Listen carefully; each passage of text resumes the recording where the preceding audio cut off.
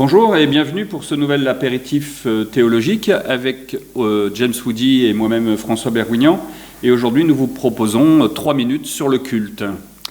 Alors, le culte, c'est finalement le service religieux que nous avons le dimanche matin, par exemple.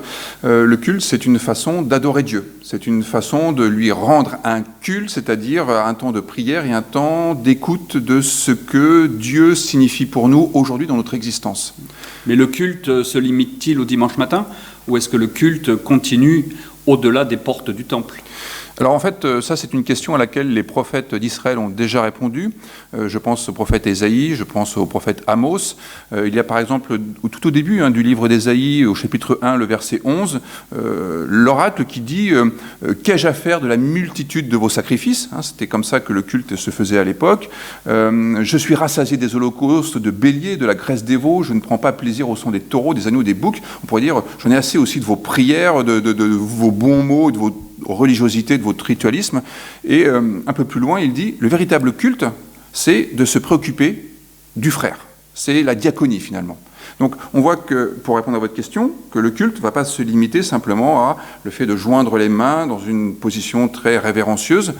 C'est aussi y aller, quoi. C'est se retrousser les manches et aller en direction de l'autre.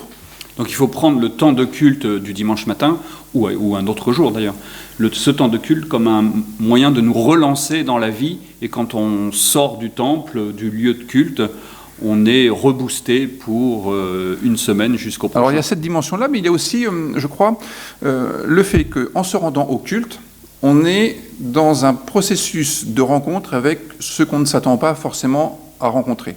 Il y a d'abord les autres paroissiens qu'on n'a pas choisis, c'est pas forcément nos potes. Comme je le dis assez souvent, on ne va pas à l'église pour que ce soit sympa, on y va pour la rencontre avec Dieu et de la transcendance dans notre vie. Donc l'autre qu'on n'a pas choisi dit quelque chose de cela.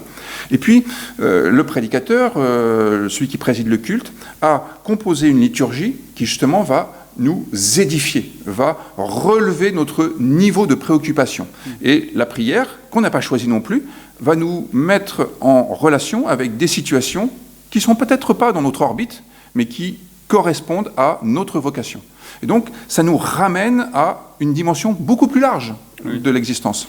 Et il y a l'élément central du culte qui est la parole, avec la prédication, qui est importante, un temps important pour nous apporter une nouvelle parole et nous faire vivre un temps de parole avec Dieu. Oui, il y a à la fois, comme le font les prophètes, quelques claques qu'on donne parce qu'il faut quand même se réveiller un peu, casser quelques idoles comme le font les prophètes aussi, et puis de la consolation quand c'est nécessaire. Et puis je crois qu'il y a finalement cette idée qu'on rend disponible l'Évangile pour que les auditeurs puissent s'en saisir, puissent dire oui à ce qui est proposé, puissent dire oui à cette façon d'envisager la vie telle que la Bible nous la propose.